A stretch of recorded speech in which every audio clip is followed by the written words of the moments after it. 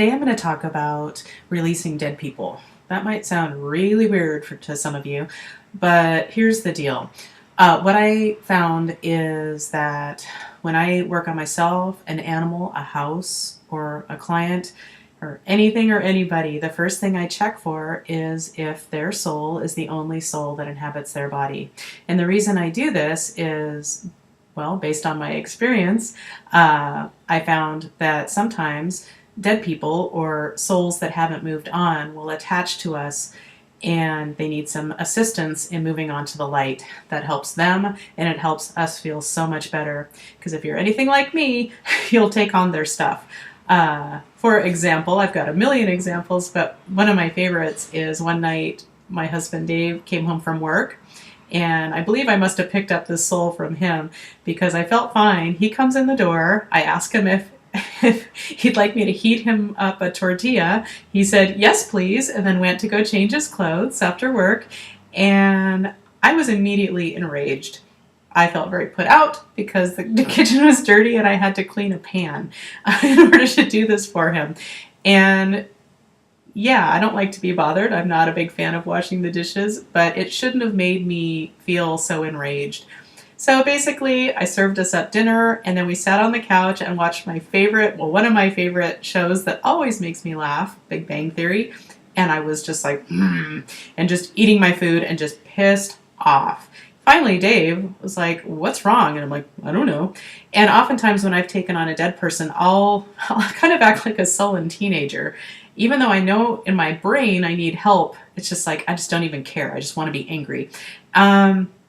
And my forearms kept itching, so I'm just like in a bad mood and itching and itching. And finally, Dave checked me, and what we found is that a man who'd committed suicide, I was embodying him. Anyway, as soon as we let him go, my forearms stopped itching immediately. I went back to my dinner, enjoyed the rest of my show, and laughed like I always did. So that's a kind of a sort of typical example for me of not feeling like myself, feeling like crap, and it's because somebody else's energy was getting my attention. So that's what I want to talk about today, is how to let them go. So, as always, the way you start is you have some way of getting a yes and no answer. And like I've said before, if I'm working on another person, I either muscle test them for the answers, or I get out my handy pendulum. Yay! And if a pendulum is a new thing to you, I've made a video on how to choose and use a pendulum, so you can check that out. I can't emphasize enough how valuable this is for me and for so many of my friends, family, and clients. Being able to get a yes and no question, it opens up this whole new world, as I always say. And the more you ask the questions and you find ways of clearing things, that's just the magic door opens. It's very, very cool. So the first thing I do is I always check if I'm even testing as myself. So I say, my name is Colleen, and if I get a yes, wonderful, I move on. And what I like to do when I'm checking for dead people is I like to touch what I call the higher self point. So it's just kind of right about here on your chest. Don't worry about too much if you're on the exact right spot. And I call it the higher self point, meaning it's like cutting through all the crap. It's a way to get an answer from your higher self, basically, is what I'm getting at. So what I do is I touch my higher self point and I say, my soul is the only soul that inhabits my body.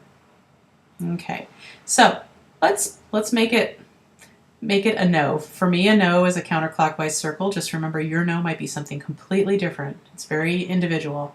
So let's say I get a no. My soul is not the only soul that inhabits my body. The next question I ask is, do I have any dead people with me? You might want to call them lost souls or whatever. That's just the language that I use. So, do I have any dead people with me? Yes. Okay. I like to ask how many. So I have more than one. Let's make that a no. Okay, so I have exactly one. Okay. Then my next question is, is this deceased person ready to move on to the light? If I get a yes, beautiful. There's very little that you have to do at this point. So I always like to get them an escort. In my world, Jesus is what I call my dead person go-to guy. 99% of the time, souls are good with Jesus being their escort. Every so often, they'll want a family member or Buddha or somebody like that. But Jesus, for the most part, is my dead person go-to guy. So I'll ask, is Jesus the best escort? If I get a yes, beautiful, green light. And then I never assume, so Jesus, are you ready?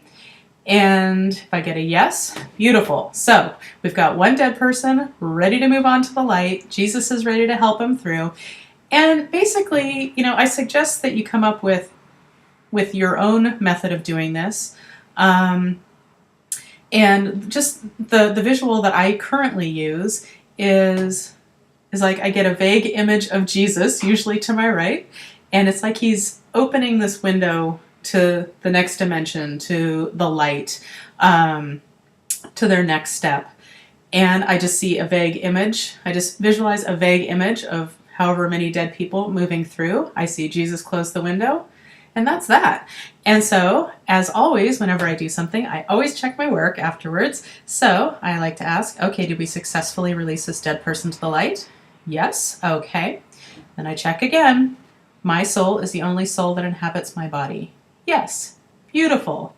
So this might sound really crazy, and you might think, well, how the hell could I do this myself? And really, all I can tell you is if you get the green light that you can do it, just start doing it and see if you feel a difference. I mean, that's what it all comes down to. If you feel a difference, then you have done it. Okay?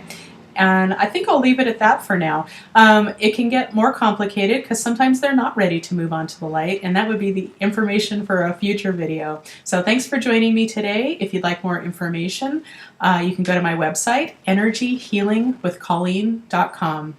And if you have any questions or comments, please leave them in the box below, and I'd love to hear from you. Thanks so much. Have a great day.